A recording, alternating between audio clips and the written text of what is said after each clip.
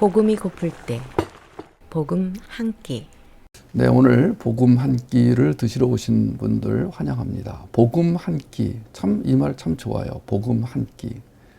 우리가 매일매일 밥을 먹듯이 복음을 한 끼씩 먹음으로 말미암아 그 먹은 복음이 우리의 영을 살리고 그 영을 활성화하고 영을 성령 충만한 가운데서 하나님의 영이 성령 충만한 하나님의 그 은혜가 능력이 우리를 오늘도 이끌고 갈 것을 어디로 이끌고 가냐면은 바로 푸른 하늘을 창공을 하나님의 그 묵시의 세계로 인도해 갔을 것을 믿습니다. 복음 한 끼, 참 소박하게 들리는 말이지만은 이것은 다른 한 끼하고 다릅니다. 이 복음 한 끼는 우리가 먹는 일반 음식 한 끼하고 전혀 다릅니다. 이 복음 한 끼가 오늘도 우리에게 충만한 역사로 나타나기를 원합니다만은 오늘 지난 시간에 이어서 지난주에 이어서 이제 저는 이 복음 한 끼를 오디오로 들으시는 분들을 좀 배려해 드리려고 합니다. 어쩌다가 이 복음 한 끼를 만나가지고 이게 뭐지? 하고 들으시는 분들 중에는 도대체 이게 누가 이 복음 한 끼를 왜 올리고 이 복음 한 끼의 방향이 어떻게 되는가? 물론 방향은 예수 그리스도입니다. 그런데 그냥 얼핏 들으시는 분에게는 그 중간중간에 안내를 제대로 해드리지 않으면은 처음부터 듣지 않으신 분들은 좀 혼란이 있을 것 같아서 지난 시간에 이어서 복음 한 끼를 먹어야 되는 이유, 또 복음 한 끼를 먹는 사람들이 방향을 잡는 그 초점과 관점과 지향점, 이 부분에 대해서 오늘도 지난 시간에 이어서 말씀을 드릴까 합니다.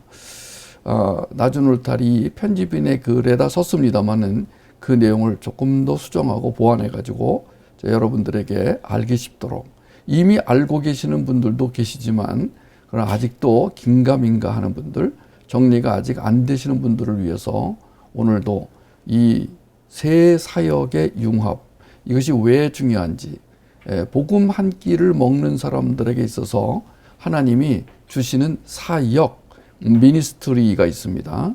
우리는 그 사역을 받아 그 사역을 하게 도움으로써 사역의 결과로 나타나는 생명력, 통찰력, 분별력, 창의력, 변증력을 가족끼리 또는 이웃끼리, 지체들끼리, 동역자들끼리 함께 경험하시도록 안내를 해드리겠습니다.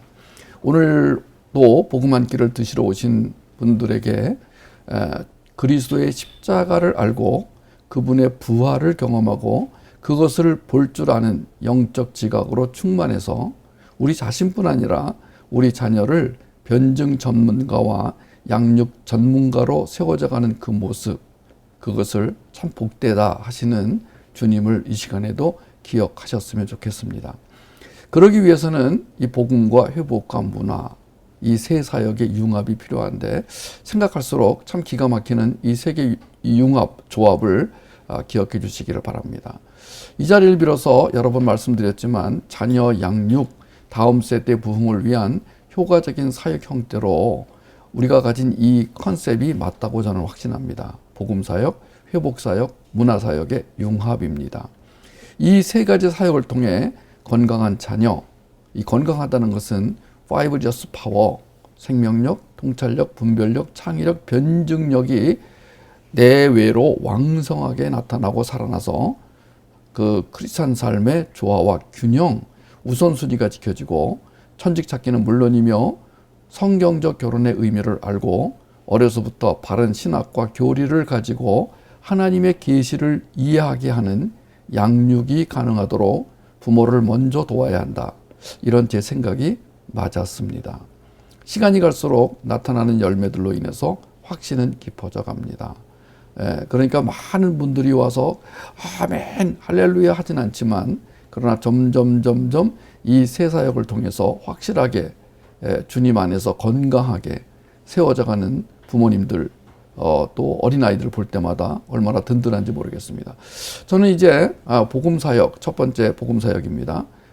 회복사역, 문화사역 중에서 이 복음사역의 중요성에 대해서 다시 말씀드리자면, 자, 사랑하는 자녀에게 복음을 체계적으로 먹여야 하는데 이 복음을 제대로 먹이기는커녕 자기 자신부터 제대로 먹지 못하는 부모가 의외로 많다. 여러분, 이것은요 정말 놀라운 일입니다. 저는 이런 것을 확인할 때마다 많이 놀래요. 은혜의 복음이 아니고요, 율법주의 복음, 인본주의 복음, 혼합주의 복음, 즉 다른 복음, 틀린 복음, 이런 것들을 먹여서 자녀의 영을 시들게 한다. 뭐 하나님의 영은 시드는 법이 없습니다만은 우리가 이제 표현하자면 그렇습니다. 오해하지 마십시오. 우리가 아무리 시들게 만들어도 하나님의 영은 시들지 않습니다. 그런데 그 사람 안에서 나타나는 그 역동성의 정도를 이렇게 표현한 것입니다. 그래서 그렇게 자녀들을 만들어내는 부모들이 많다. 양육에 필요한 복음을 먹도록 돕는 일이 얼마나 중요한지 모르겠다. 이런 생각을 오늘도 합니다. 만약 그리스도의 영으로 거듭난 사람이 복음을 제대로 먹지 못한다고 생각해 보십시오. 참 이것처럼 비참한 일이 어디 있겠습니까? 그런데 그런 경우가 많다는 것입니다. 사랑하는 자녀가 이단 사이비 종교에 빠져가는데도 눈치를 채지 못하거나 진화론, 성소수자 문제, 천직, 결혼 문제 등에 대해서 성경적 세계관을 확립하지 못하면 광야가 사막이 된다. 광야가 사막이 된다. 여러분, 우리가 살아가는 이 세상은 광야입니다. 태어나서 광야에서 죽을 때까지 광야를 살아갑니다. 그야말로 우리는 광야를 지나가는 나그네와 같습니다. 그런데 그 광야가 너무너무 황폐한 사막으로 도저히 푸른 초장으로 바뀔 가능성이 없다고 하면은 여러분 어떻게 하시겠습니까? 그럼 어떻게 되는 거죠? 매일 목이 말라 죽을 뻔하고 더워 죽을 뻔하고 온갖 해충들에게 물려 죽을 뻔하고 그야말로 고생하며 살아가는 그런 모습을 그냥 바라보고만 있겠습니까? 아니죠. 다행히 이미 우리 안에는 이 복음 한 끼를 비롯해서 여러 가지 모양으로 복음 사역에 참여하는 부모들이 있어서 저는 시간이 갈수록 든든합니다. 복음을 먹는 것은 여러 가지 형태로 먹을 수가 있습니다. 꼭 설교 형태로가 아니더라도 여러 가지 형태로 복음을 먹을 수가 있습니다. 각종 형태로 복음을 먹어야 된다고 생각합니다. 꼭 한식으로만 먹는 것이 아니라 양식으로도 먹고 중식으로도 먹고 프랑스식으로도 먹고 뭐 이태리식으로도 먹고 계속 복음을 왕성하게 먹는, 저는 영화에서 이 반지의 제왕, The Lord of the Ring, 거기 보면은 주인공이 나오는데 프로도죠. 그 프로도의 옆에서 끝까지 임무를 완수하도록 도와주는 친구가 있었습니다. 샘. 그러니까 저는 오늘 이 말씀을 준비하면서, 오늘도 복음 한 끼를 준비하면서 이 프로도와 샘이 생각이 났습니다. 반지의 제왕의 이 마지막 장면은 참 감동적이죠. 이 샘이 프로도에게 이렇게 말합니다. 나는 반지를 들고 갈 수는 없지만 당신을 업고 갈 수는 있습니다. 완전히 탈진해가지고 그 모르모트 산 바로 앞에서 프로도가 탈진해 쓰러졌을 때 샘이 다가와서 이렇게 말합니다. 딸기맛 기억나세요? 그 과수원 기억나세요? 그 과수원 옆에 물이 흐르던 거 기억나세요? 뭐 내가 그때 그 예쁜 여자와 춤추던 거 기억나세요? 여러분, 이건 굉장히 중요한 말인데, 완전 탈진한 사람의 겁 안에 그럴 줄 알았다 내가.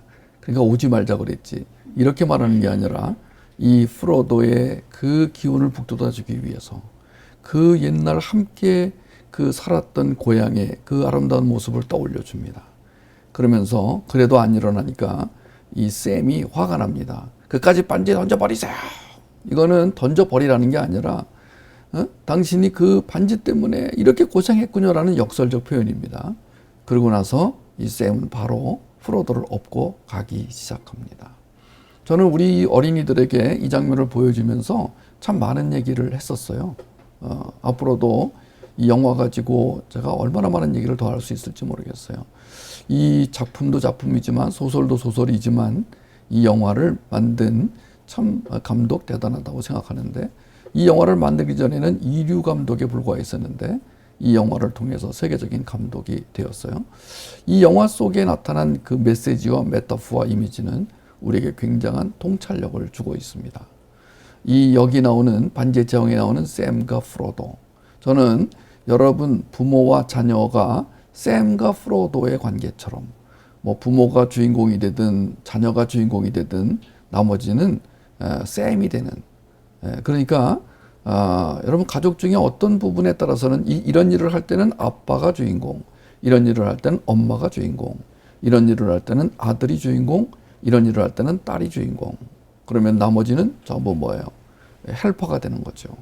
코워커가 되는 거죠.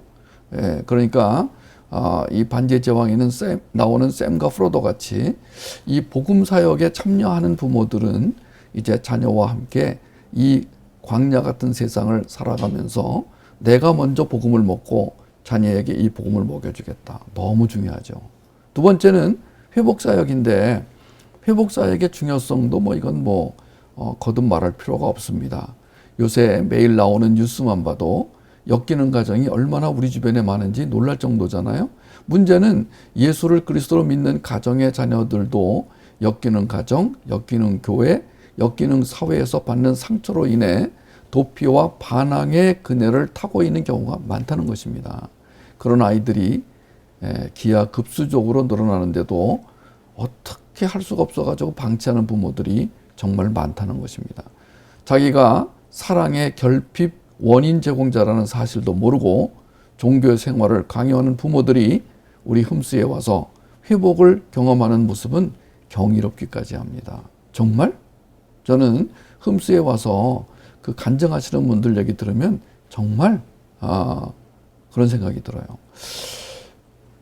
누가 봐도 걸어다니는 상처 덩어리들이 많으신데, 걸어다니는 상처 덩어리 제가 붙인 거예요. 욕망 덩어리, 상처 덩어리, 걱정 덩어리, 슬픔 덩어리. 정말 덩어리들이에요. 그런 분들을 보고 좀 우리 흠스에 오세요. 이렇게 소개를 하고 초대하려고 그러면은 우리 목사님이 교회 밖에 나가지 말랬어요. 그리고 황급히 돌아서는 모습 볼 때 씁쓸함을 넘어서 정말 애통함을 느끼지 않을 수가 없습니다. 저는 이걸 보면서 오스기니스의 무덤 파기 작전, 거기에 나오는 무덤을 파는 기독교인이라는 생각이 들 때가 많습니다. 한국 개신교는 유통기한이 끝났다며 맹렬히 공격한 장대익 교수 같은 분이 나오지 않기를 바랄 뿐입니다. 무슨 상처를 받았는지 이 장대익 교수는 모태 신앙인으로 태어났으면서 리처드 도킨스와 찰스 다윈의 영향을 받아 한국 개신교를 통조림에 비유하는 만행을 저지르고 있는 중입니다. 이건 만행입니다. 통조림에는 항상 우리가 다른 거는 잘 안 살피는데 통조림은요 꼭 그걸 보게 돼 있어요. 이 통조림은 유통기한이 언제까지다. 그래서 이 장대익 교수는 어머니가 권사님인데도 우리 한국 기독교는 끝났어 이제는. 아니 이렇게 유통기한이 끝난 통조림 같은 걸 왜 우리가 이렇게 지금 봐야 되느냐. 정말 너무 비유가 너무 심해요. 그냥 문제가 있습니다. 이 정도로 해도 될 거를 유통기한이 끝난 통조림이다. 이렇게 말하면서 한국 기독교를 맹렬히 공격하는, 저는 이 사람을 어떻게 본다고요? 이 사람이 잘하는 과정 속에서 분명히 살펴보면은 굉장한 상처를 받았을 것이다. 엮이는 가정, 엮이는 교회, 엮이는 사회로부터 상처를 받았을 것이다. 지금 국가로부터 받는 상처도 있어요. 국가 지도자로부터 받는 상처도 있어요. 그러니까 이 권위자, 영적인 권위자든 육적인 권위자든 이 권위자들이 사랑을 빼앗아 가거나 사랑을 주지 않는 방법으로 계속 상처를 주어서 그걸 차곡차곡 쌓아갖고 있는 사람들. 이런 사람들 안에 있는 상처의 힘이 너무너무 대단합니다. 그래서 우리가 배운 대로 거듭난 사람조차 스스로 벽을 쌓고 그 안에 자기를 가두어 버린다. 꼭 브루스 탐슨의 말씀이 아니더라도 벽을 쌓고 살아가는 사람들을 우리는 많이 보게 됩니다.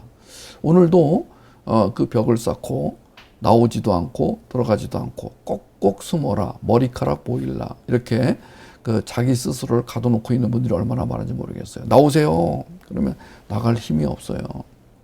아니, 주님의 힘이 얼마나 큰데, 주님의 사랑이 얼마나 큰데 그런 걸 못 이기세요? 말도 마세요.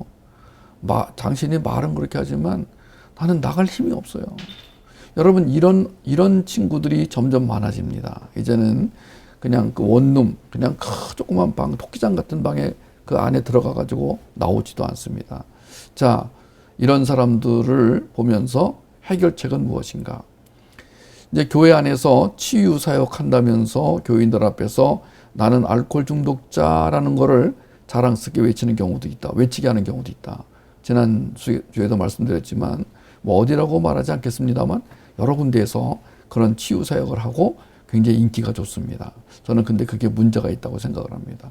또 믿음만 있으면 된다 이런 설교로 모든 걸 이렇게 무마하려고 덮어놓으려고 괜찮아 주님을 믿으면 다 해결될 거야. 또 심리학에 기대려는 인본주의 이런 것들이 판을 치는 한 상처와 욕망으로부터 자유로워지기는 어려울 거라고 저는 생각을 합니다.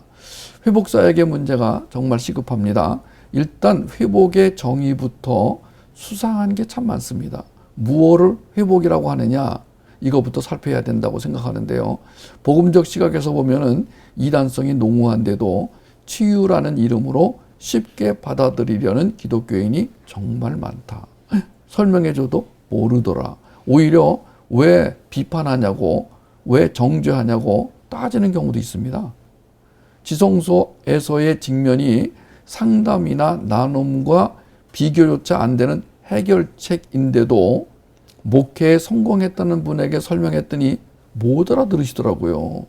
저는 그 원인을 제가 도무지 모르겠습니다. 그러니까 이렇게 설명하면 알아듣겠지. 자, 복음적으로 우리는 먼저 문제를 해결하려면은 가장 안전한 곳에 들어가야 됩니다. 왜 그런지 아시죠? 이 지금 우리가 살고 있는 이 광야 같은 세상을 딱 주름 잡고 있는 것은 악한 영들입니다. 하나님이 이 악한 영에게 지금 이 세상을 다스리도록 허용하셨습니다. 어느 때까지 그래서 이들은 기고만장하고 돌아다니면서 삼킬 자를 찾습니다. 누구를 먼저 먹을까 이렇게. 물론 우리는 먹히지 않습니다만은 계속 노립니다. 노리고 죽이지는 못하지만 망가지게는 할 수 있습니다. 그러면서 그 악한 영들이 막 돌아다닙니다. 자, 우리는 일단 우리 문제를 꺼내면 이게 먹이가 되는 거예요. 이걸 잘못 꺼내면은 사단에게 먹이가 됩니다. 사단은 그걸 딱 물고 우리를 어디로 끌고 들어가냐면 죄책감과 수치감의 창살로 끌고 들어갑니다. 그리고 가둬버리는 거예요. 그러니까 우리는 문제를 해결할 때 안전한 곳에 들어가야 됩니다.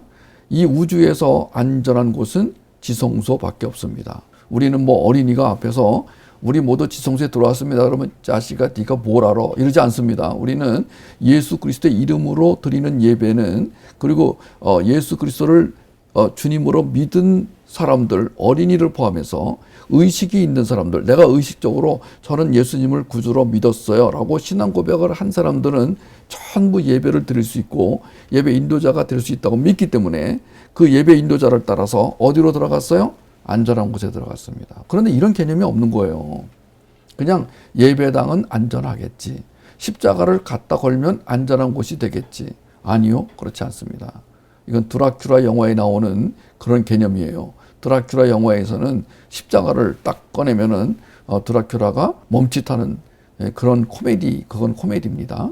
여러분, 자, 우리는 신천지는 무서워하면서 인본주의는 허용하는 모습 어처구니가 없죠. 그러니까 교회마다 신천지 출입 금지. 제가 어저께도 우리 사무실에 왔다가 걸어가는데 하나님의 교회, 안상홍님 교회 그 문 앞에 크게 신천지 출입 금지라고 써붙여서 또 한 번 웃었습니다.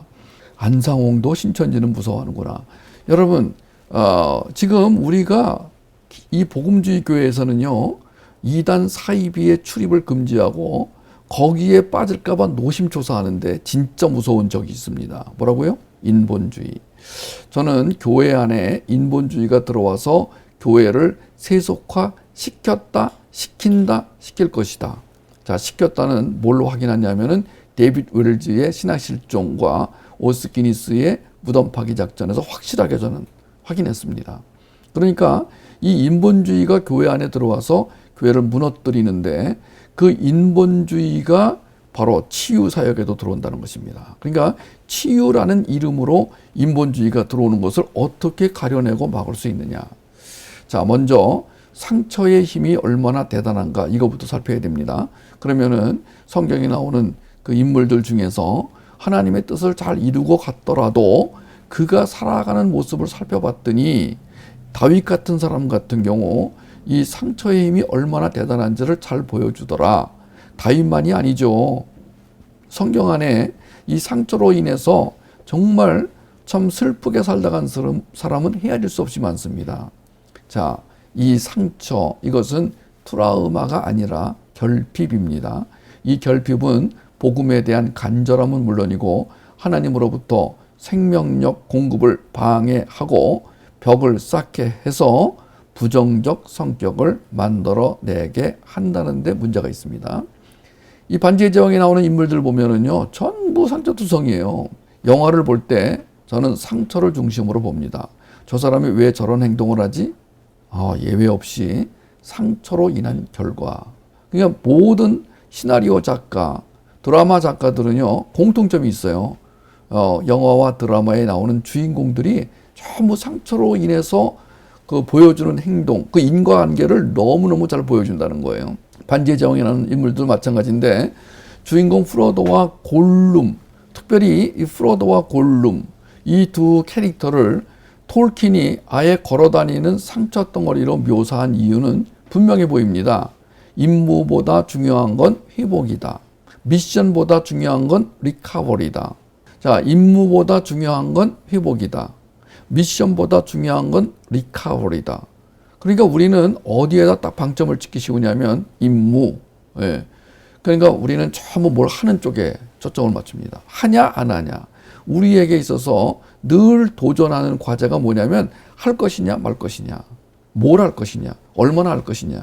예. 이런 것들이 굉장히 논의가 됩니다. 그런데 저는 그것보다 더 중요한 게 있다. 더 우선적으로 해결해야 될 게 있다. 그게 뭐냐? 회복이다. 우리는 이 말을 귀 기울여 듣지 않는 습성이 있어요. 왜냐하면 태어날 때부터 이 자충성의 인물로 태어나기 때문에 인간은 자충성을 가지고 태어납니다. 그래서 뭔가를 해서 사람들에게 인정을 받으려고 하는 욕망을 갖고 있습니다. 그러니까 내가 이거를 해서 번듯하게 사람들에게 인정을 받겠다. 자, 이것은 세상에서 볼 때는 건전하고 바람직하게 보입니다마는 하나님 앞에서는 이거는 아니 될 말씀입니다. 하나님은 내가 하는 걸 네가 봐라. 내가 네 안에 들어가서 네 대신 살겠다. 너는 십자가에서 이미 죽었고 이제 네가 살아가는 거는 내 능력으로 살아가는 것이다. 이걸 수없이 말씀해 놨는데 네 알아요 하고 그 다음에 그렇지만 저도 할래요. 예, 제가 왜 이런 거를 못 하겠어요? 제가 하는 걸 잘 봐주세요. 여러분 우리가 요 차이에 대해서 어느 선에서 선을 그을 것이냐인데 저는요 우리가 우리 힘으로 하는 거는 무익하다라고 정의를 내리고 있습니다. 오직 하나님의 능력으로만 하는 것이 유익하다. 우리의 힘으로 하는 것은 무익하다. 자, 우리의 힘은 오염이 된 힘이기 때문에 이것은 오염된 결과를 가져옵니다. 그러니까 임무에 초점을 찍지 말고 회복에 초점을 찍어라. 그러면 회복된 상태에서는 예수 그리스도의 능력이 저절로 나타나게 되어 있다. 회복이라는 말 자체가 치유와 달리 주님의 능력으로 살아가게 된다는 거예요. 치유는 상한 감정의 문제를 해결하는 거예요. 감정이 상한 사람은요, 위로해줘도 그 감정의 문제가 해결될 수 있어요. 너 참 훌륭한 사람이야. 난 너를 존경해. 어떻게 그럴 수 있니? 그러니까 경청과 공감만 해줘도 치유의 문제는 해결이 된다고 봐요. 그런데 회복은요, 완전히 교체가 돼야 돼요. 이건 위로와 격려와 상담, 우리가 말하는 끼충가상나로는 해결이 되지 않는다. 오디오로 이 복음 한 끼를 드시는 분들은 반지의 제왕 마지막 장면을 보시면서 이 복음 한 끼를 드시면 좋을 것 같습니다. 그러니까 반지의 제왕 마지막 부분에 지금 이 아주 비극적인 장면이 나오죠. 뭐냐면은 이 프로도가요, 그 고생 끝에 마지막에는 못 올 뻔했어요. 샘이 아니었으면. 샘이 이 프로도를 안고 업고 그 산까지 왔습니다. 여기만이 이 반지를 던져야 이 반지가 파괴됩니다. 이 반지는 절대 반지로서 이거를 끼면은 파워를 얻지만 또 적에게 노출됩니다. 악한 세력에게 노출돼 가지고 공격을 받습니다. 이중성이 있죠. 그 우리가 지금 갖고 있는 돈, 권력 이런 거하고 똑같습니다. 그래서 이제 이 프로도가 이 반지를 던져야 되는데, 자, 거기서 마지막으로 한번 보려고 합니다. 천신만고 끝에 가지고 온 이 반지가 어떤 반지인가? 이 반지는요, 그 대표들이 모여가지고 이걸 누가 갖다 버릴까 할 때 이제 그 반지를 가지고 가서 파괴하겠다고 나선 프로도, 처음에 제 1편에 보면은요, 미셔너리가 되는 장면이 있어요. 여러분도 그런 시간이 있었을 겁니다. 주님을 구주로 믿은 이후에 어느 시점에 가서 제가 주님이 맡겨주시는 그 일을 하겠습니다 라고 하는 그 순간이 있어요. 프로도에게도 그런 순간이 있었습니다. 그래서 처음에는 프로도를 못 믿었어요. 아, 저 조그만 녀석이 뭘 어딜 간다는 거야. 그런데 다들 프로도 옆에 붙어오면서 내가 도와줄게, 내가 함께 갈 때, 톨킨이요, 이 반지의 제왕을 쓸 때 C.S. 루이스로부터 영감을 받았어요. 그 당시에 톨킨은 아주 근본주의적 그 캐톨릭 신자였고, C.S. 루이스는 기독교인이었습니다. 그러니까 C.S. 루이스는 당연히 기독교적 세계관을 가지고 있었고, 톨킨은 캐톨릭적 세계관을 가지고 있었어요. 그래서 이 둘이서 계속 카페에서 모여서 얘기를 합니다.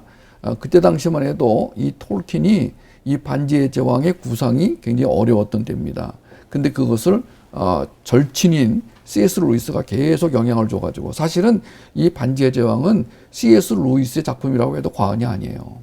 예, 그래가지고 영향을 줬는데, 그래서 이제 그 안에 기독교적 가치가 들어가 있는 거예요, 그게. 예, 그러니까 이 컴패니언스가 같이 갑니다. 나인 컴패니언스. 마지막에 이제 그 적들하고 싸우는 장면에서 이제 너하고 쌤만 올라가라. 2명이 올라가고 나머지는 이제 적들을 이제 막는 그 장면이 나오잖아요. 그 마지막 전투 있잖아요. 자, 그때 이제 둘이 올라와 가지고 반지를 던지기만 하면 미션은 끝나는 거예요. 그런데 거기서 한번 보자. 자, 여러분, 한 번 보자.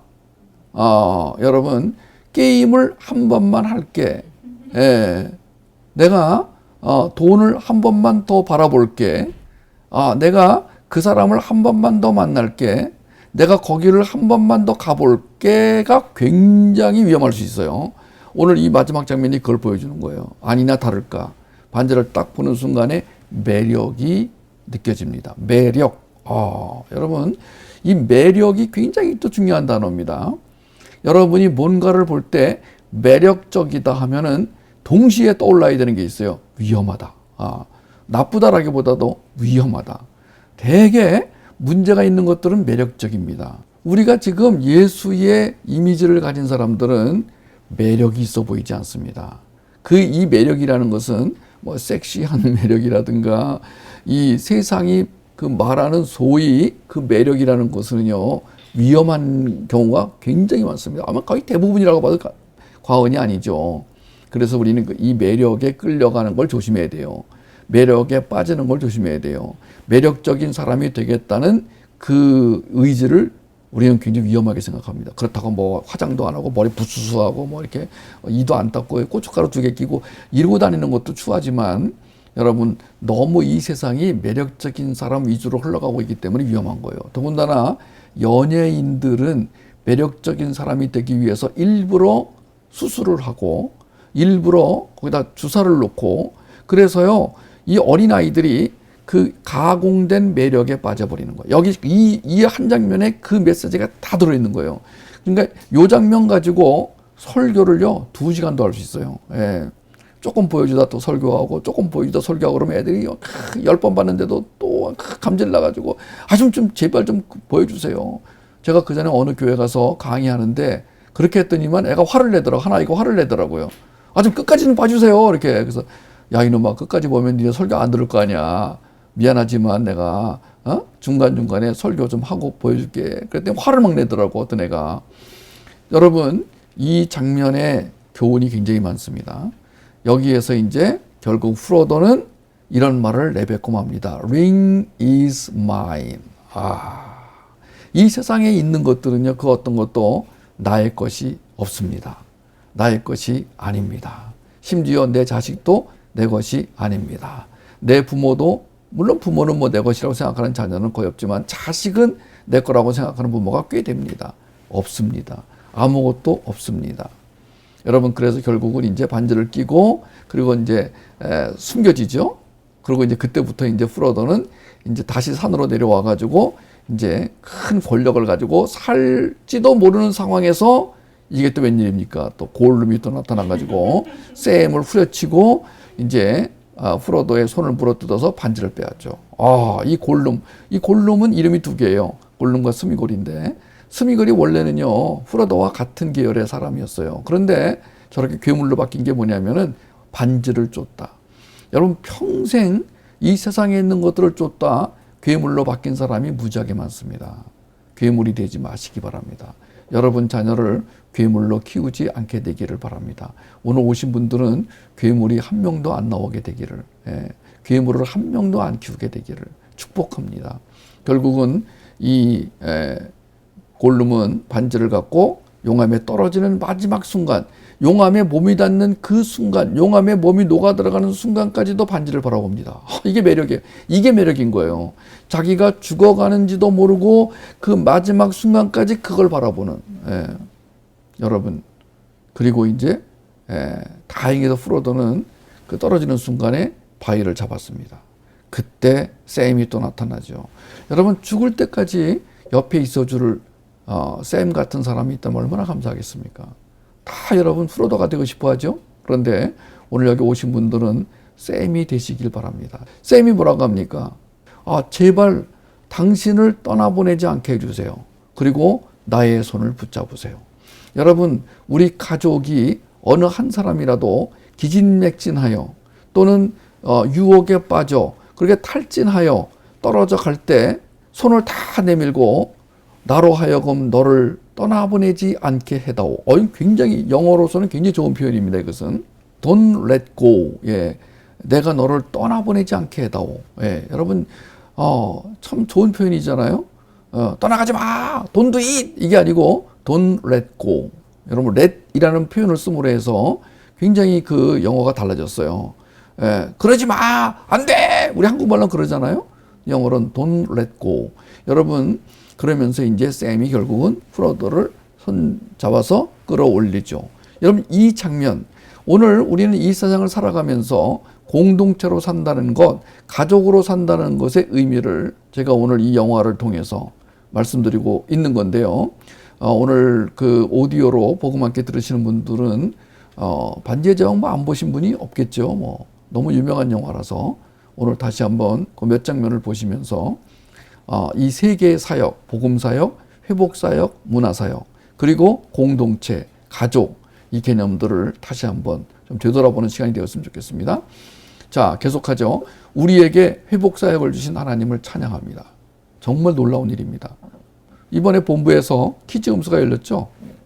저는 거기에 참가한 어린이들이 얼마나 회복이 될지 기대가 됩니다. 흠수나 틴스 음수 같은 사역을 통해서 회복의 바다에 들어가 보지 않고는 신앙이 있다는 사람이 왜 자식한테 사랑을 주지 못하는지, 어떻게 자녀의 사랑을 빼앗아가는지조차 모른다는 이야기를 헛들으시면 안 됩니다. 회복은커녕 신앙훈련이라는 명목으로 상처를 덧나게 하는 부모가 정말 많습니다. 지난번 뉴스에도 나왔지만은 어린아이를 강제로 순교자 프로그램에 보내버리는 교인도 꽤 되는 것 같습니다. 그뿐인가요? 은혜의 복음을 모른 채 성경 암송만 하면, 성경 읽기만 하면, 큐티만 하면 복 받을 거라고 자녀에게 암송이나 큐티를 강요하는 교인도 많은 것 같습니다. 여기에 중요한 단어가 나왔습니다. 강요. 그러니까 자, 회복이 되지 않은 상태에서 종교적 행위를 강요받게 되면 이제 그것에 대해서 본인이 싫어하고 거절하고 떠날 위험이 생깁니다. 상처를 있는 대로 주면서 율법 지키기를 강요하는 사람도 있고요. 비싼 학비를 내고 사립학교나 대안학교에 보내기만 하면 문제가 해결될 거라고 믿는 분들이 참 많은 것 같습니다. 그러다가 어느 날 빵 하고 문제가 터지죠. 눈에 넣어도 아프지 않을 자식이 장대희 교수처럼 반기독교적이 되거나 내 말 안 들어주면 죽어버리겠다고 소리를 내지르면 그때야 정신이 들어서 참 어떻게 하지? 어떻게 해야 돼? 그런데 나오는 건 한숨뿐이에요. 도피와 폭발, 거절과 반항의 근해에 올라타는 자식을 보다가 곡소리가 이어집니다. 곡소리라도 내면 다행입니다. 곡소리도 안 내고 저러다 말겠지. 내가 책임질 일이 있나? 이러는 분들 정말 걱정입니다. 자, 세 번째, 문화사역의 중요성에 대해서 한마디 좀 해보겠습니다. 많이 했지만 잘 들으십시오. 오래전부터 미디어와 세상 정신의 관계에 대해서 아마 나만큼 경고를 날린 사람도 없을 거예요. 문화 극단주의자라는 비난까지 들어가면서 와처로서 워닝을 한 사람도 드물 거예요. 자, 와처 워닝이란 단어 나왔습니다. 와처는 한국말로 파수꾼이란 뜻입니다. 경고하는 사람이란 뜻입니다. 워닝이라는 말이 경고니까 와처로서 워닝한다. 이것은 파수꾼이 지금 앞을 내다보고 있다가 뒤에 있는 백성들에게 지금 경고하는 거예요. 조심해라! 이렇게. 그게 와처의 역할이거든요. 저는 그 역할을 많이 했어요. 그러다 보니까 이제 조심해라, 조심해라 하다 보니까 아이고, 늑대소년이네. 이런 말도 듣는 거예요. 아니, 뭐 정말 걱정이 돼가지고 근거가 있어서 그렇게 경고하는 건데도 사람들은요, 3번만 얘기하잖아요? 그러면 늑대소년이네. 이렇게 말해버립니다. 아, 진짜 문제는요, 세속합니다. 저는 이 속넓은 채, 그러니까, 받아들이자. 우리가 예수님의 능력으로 못 받아들일 게 뭐가 있어? 하는데, 트로이 목마 작전에 말려 들어가는 사람. 이건 이제 트로이 목마 작전은 오스기니스의 무덤 파기 작전이라는 책에 나오는 말이에요. 그러니까 트로이라는 성이 난공불락이었어요. 그리스가 10년 동안 계속 대규모 공격을 했지만 끝까지 무너지지 않는 트로이를 어떻게 무너뜨릴까 하다가 꾀를 낸 게 이제 목마를 큰 걸 만들어 가지고 그걸 바닷가에 놔두고 다 후퇴해 버리죠. 그래서 이제 트로이 사람들이 기고만장해 가지고 우리가 승리했네 하고 나와서 그 막 널브러진 물건들 보고 기분 좋아할 때 큰 목마가 들어와서 눈에 들어왔어. 저거 뭐지? 할 때 이제 그리스 사람들이 심어놓은 간첩이 저거는 지금 그리스 군인이 제사를 지내는 제사용품입니다. 저 크게 만든 이유는 뭐냐면은 저걸 만들어 놓으면은 지금 그리스를 지켜주는 수호신이 능력이 임할 거라는 믿고 저걸 만들었는데 도망가 버렸습니다. 그러니까 이제 트로이 사람들이 아니야 기다 하고 논쟁하다가 결국은 이제 그 트로이 목마를 성 안으로 가지고 들어가서 축제를 벌이고 그날 밤에 거기서 나온 이제 말하자면 적진의 군인들로 인해서 트로이가 멸망해 버리는 10년 동안 난공불락의 요새가 하나의 목마로 인해서 무너져 버리는 어이없는 어처구니 없는 어떤 사람은 이거는 역사가 아니라 그냥 소설에 나오는 이야기다라고 하는 사람도 있습니다만은 이 트로이의 목마는 모르는 사람이 없고요. 안 써먹는 데가 없습니다. 트로이의 목마는 정말 많은 사람들이 정말 많은 비유로 썼습니다. 오늘 우리에게도 이 비유는 굉장히 중요합니다. 여러분, 예수님이 주인이신 우리의 성, 예수님이 쌓아주신 우리의 성은 난공불락입니다. 이건 어떤 힘도 어떤 세력도 무너뜨릴 수가 없습니다. 그런데 우리가 스스로 받아들이는 거예요. 뭐를요? 반지 같은 거를요. 이 트로이의 목마 같은 걸 우리가 스스로 문 열고 가서 가지고 들어오는 거예요. 여러분, 여기에서 뭐가 이루어지냐면 세속화라는 무서운 적의 전략이 먹혀 들어가면서 이제 우리의 기독교의 그 깊은 영성, 기독교인이 누려야 할 하나님의 은혜가 이제 마치 부서지는 것처럼 갉아먹히는 것처럼 그렇게 돼버린다는 거예요. 원래는 주님의 능력이나 은혜나 사랑은 그렇게 쉽게 갉아먹혀지거나 부스러지거나 그렇지 않습니다. 그런데 우리가 살아가는 삶 속에서 그렇게 되는 것처럼 보여진다. 그리고는 세속화로 인해서 교회가 능력을 잃어버린다. 크리스찬이 능력을 잃어버린다. 자, 이 문화가 하는 역할이 굉장히 중요하다는 것을 우리는 지금 토요일 날 그 형제들 모임에서 확인하고 있고요. 그 다음에 금요일 날 무덤 파기 작전을 공부하면서 매일매일 확인하고 있습니다. 그러니까 우리는 괜찮아 뭐든지 수용할 수 있어 속넓은 채 하면서 트로이의 목마 작전에 말려 들어가는 사람이 저 같은 와처보다 대접받는 이유를 알다가도 모르겠습니다. 저는 조심하세요. 지금 적진에서 연기가 피어오르고 지금 적군이 지금 우리를 공격하고 있습니다.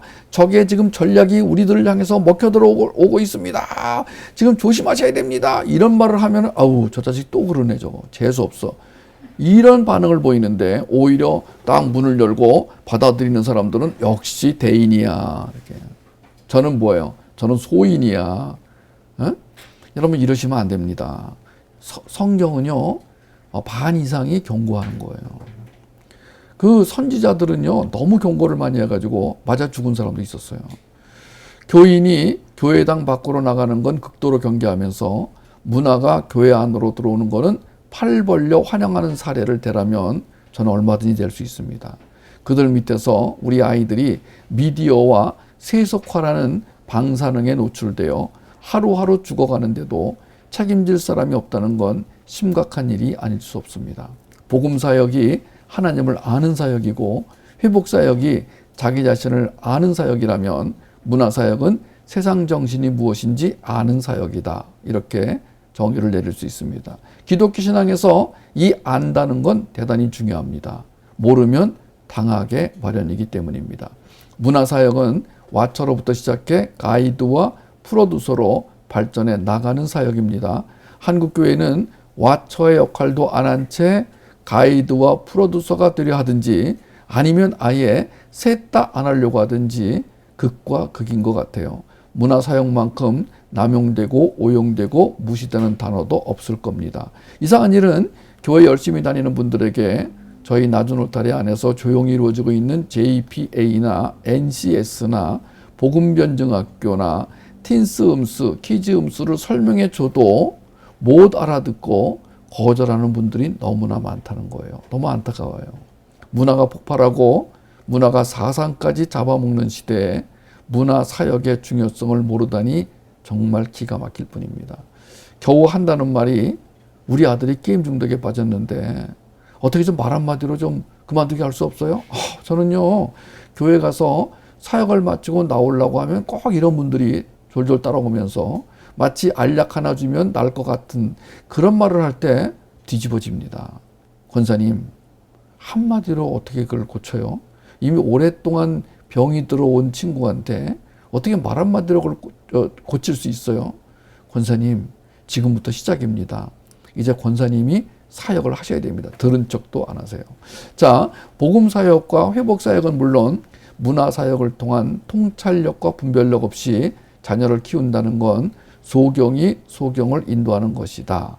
여러분은 여러분 귀가 마이가 되지 않길 바랍니다. 마이, 말의 귀, 동풍, 이 바람이 부는지 안 부는지, 그러니까 이 말귀, 소귀, 우이독경, 뭘 읽어도 못 듣고 바람이 불어도 못 느끼는 그 귀가 무슨 소용이 있습니까? 아무것도 듣지 못하는 귀가 무슨 소용이 있습니까? 영적 지각력을 잃어버린 크리스찬이 무슨 힘을 낼 수 있겠습니까? 비극이죠. 자, 저는 오늘 이렇게 말씀드리고 싶어요. 복음과 회복과 문화, 참 절묘한 조합입니다. 이 복음 한 끼는 물론 이제 복음 사역에 들어가는 사역입니다. 제가 복음 한 끼를 이렇게 여러분에게 전해드릴 때 이 복음, 물론 이 복음은 예수 그리스도를 말하는 것입니다. 예수 그리스도. 그러니까 우리가 복음을 먹는다는 것은 예수를 먹는다는 것이다. 그리고 예수에게 먹힌다는 것은 바로 예수 안에 들어가는 것이다. 예수의 영으로 말미암아 예수님의 능력을 가진 자로 살아가는 것이다. 이게 예수에게 먹히는 것이다. 오늘 복음 한 끼를 듣는 분들과 또 우리의 이 새 사역 안에 들어오시는 분들은 이미 그 효과를 경험하고 있다고 생각합니다. 그래서 더 이상 말 안 해도 아시겠지만 그렇지 않은 분들에게는 어떻게 저희 사역을, 이 새 사역을 소개하고 참여시킬까 갑갑한 마음이 없잖아 있습니다. 그래서 오늘도 이 복음 한 끼 시간에 이 새 사역을 다시 한번 좀 강조하려고 복음 한 끼 시간에 이 말씀을 드리는 것입니다. 교회 봉사는 열심히 하는데 자녀 양육에는 자신 없어 하는 분들을 볼 때 걱정이 참 태산 같아지는데 이제는 교회 학교나 일반 학교가 우리 아이들 키워주던 시대가 아니거든요. 오히려 학교에서 망가지는 아이들이 얼마나 많습니까? 준비 안 된 교회 학교 교사들은 또 얼마나 많습니까?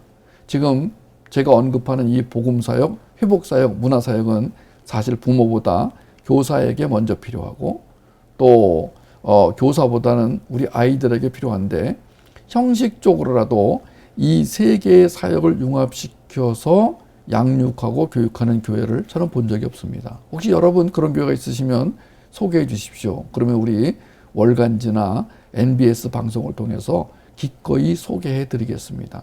그리고 그런 교회와 함께 동역하고 협력하고 마음을 맞춰서 하나님의 나라를 만들어가는 일에 최선을 다하겠습니다. 여러분 그런 교회 보시면 소개해 주시기를 바랍니다. 적어도 복음사역과 회복사역과 문화사역이 컨버전스, 융합되지 않으면 효과가 떨어진다. 융합이라는 것은 통합이 아닙니다.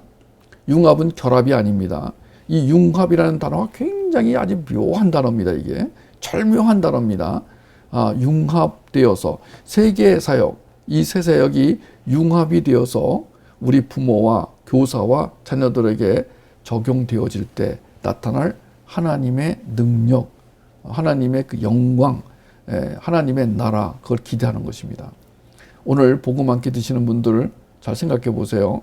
자, 복음을 다시 한번 설명드릴게요. 로마서 1장 2절에서 4절에 의하면 복음은 예수 그리스도입니다. 성경은 요한복음 5장 29절에 의하면 예수 그리스도입니다. 그 예수 그리스도가 우리에게 뭐라고 하셨냐면요.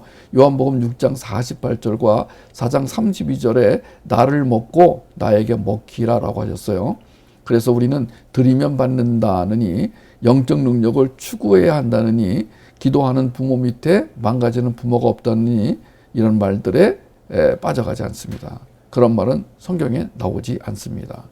자, 우리는 복음을 먹어야 하고 그 다음에 회복되어야 하고 문화 사역을 통해서 세상 정신을 정확히 파악하고 거기에 넘어가지 않도록 기도해야 할 것입니다. 이 사역은 특별히 문화 사역은 무덤 파기 작전에도 유용하고 창의력과 변증력을 기르는 데도 최고입니다. 아니 문화 자체가 그렇습니다. 사역자를 안 붙이더라도 문화라는 것은요 정말 우리 자녀를 양육하는 데 필요하고 좋습니다. 그러나 그 문화 속에 들어있는 세상 정신은 반드시 가려내야 되는데 이게 쉽지가 않다는 것입니다. 그래서 문화 사역이 필요한 것이죠. 그러므로 복음 사역과 회복 사역과 문화 사역은 같이 가야 합니다. 이렇게 아무리 외쳐도 알아듣지 못하고 알아들으려고 하지 않으니 이를 어쩌면 좋겠습니까? 여러분 말고요. 자, 다시 마지막으로 정리해드리고 이제 오늘 복음 한 끼를 마무리하려고 합니다. 복음 사역은 하나님이 누구신가 아는 데 목표가 있습니다. 회복 사역은 내가 누군지 아는 데 있습니다. 문화 사역은 세상이 어떤지 아는 데 있습니다. 여기서 안다는 것은 지식으로 안다가 아닙니다. 자, 여러분 우리가 하나님에 대해서 알면은 어떻게 되는 거죠? 하나님과 하나가 되고 싶어집니다. 연합이 되고 싶어집니다. 내가 누군지 알게 되면 십자가에서 기꺼이 죽겠다고 선언하게 됩니다. 세상이 어떤지 알게 되면은요, 세상의 전략이 쫙 보입니다. 이게 통찰력이에요. 여러분 세상이 어떤지 알잖아요. 딱 보입니다. 자식들. 근데 우리 아이들은 세상이 어떤지 모르기 때문에 매력을 느끼는 거예요. 여러분 이 매력이 굉장히 위험한 거예요. 눈을 멀게 하고 이 판단력을 흐리게 만드는 거예요. 삼손이 들릴라에게 빠진 게 바로 그 매력 때문이었어요. 삼손은 나실이었음에도 불구하고 그 들릴라에 빠져서 굉장히 망신을 당하죠. 눈도 뽑히죠. 결국은 그렇게 사역을 끝내지 않았어도 됐는데 삼손은 정말 비극적인 모습으로 사역을 끝내게 됩니다.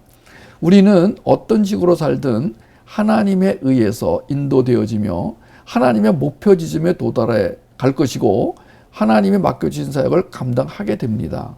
이것이 로마서 8장 28절에 약속한 모든 것이 합력하여 선을 이룬다는 것입니다. 해피엔딩이죠. 그런데 그 사역을 이루는 목표 지점에 도달하는 그 과정이 천차만별입니다. 아가서에 나오는 신부와 같은 삶으로 가는 기독교인이 있는가 하면 가지가지의 모습으로 그 하나님의 목표 지점에 도달하는 사람들이 있다는 것입니다. 우리는 어차피 하나님의 그 준비된 길을, 하나님이 그 준비하신 길을 가야 됩니다.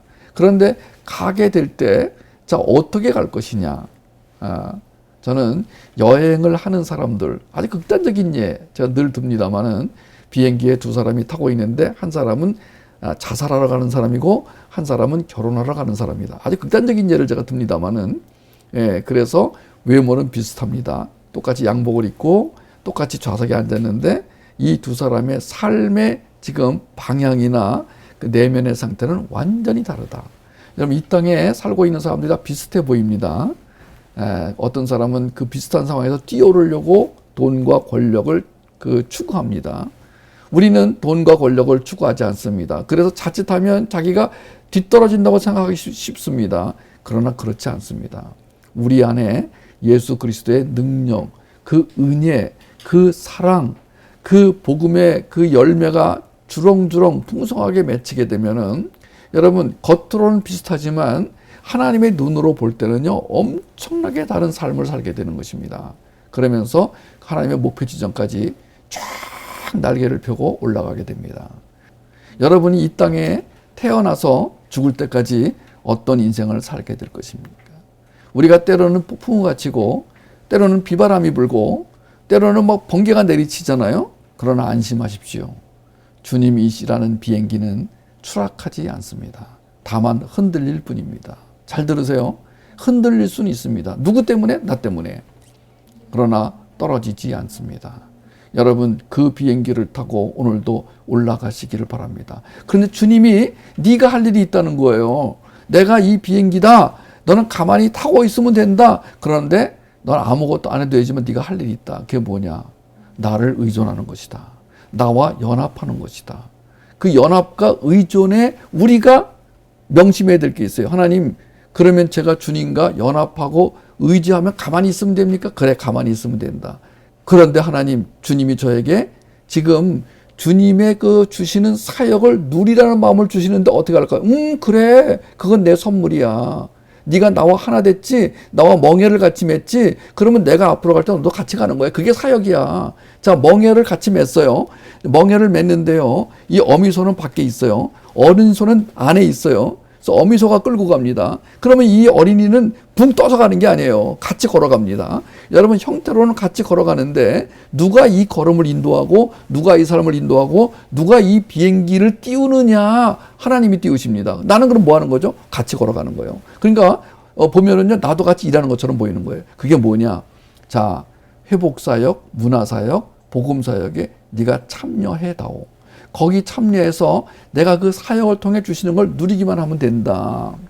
너는 그 사역에 들어와서 네가 가지고 있는 것을 내놓고, 자, 네가 가지고 있는 걸 내놔라. 그게 제사예요. 그게 예배입니다. 예배에는 제물이 필요합니다. 그 산 제물, 내가 주님 앞에 내려놓아야 할 그 제물, 그걸 꺼내서 내려놓고 주님이 주시는 그 은혜와 사랑으로 채우는 것. 그것이 복음사역 형태로, 회복사역 형태로, 문화사역 형태로 우리에게 주어지고 있다는 것입니다. 이 세 개의 사역을 통해서 하나님의 그 능력, 생명력, 통찰력, 분별력, 창의력, 변증력을 가지고 하늘을 날아가는 그 비행기 독수리처럼 멋진 삶을, 풍성한 삶을, 역동적인 삶을, 어마무시한 삶을 살아가시기를 주님의 이름으로 축복합니다.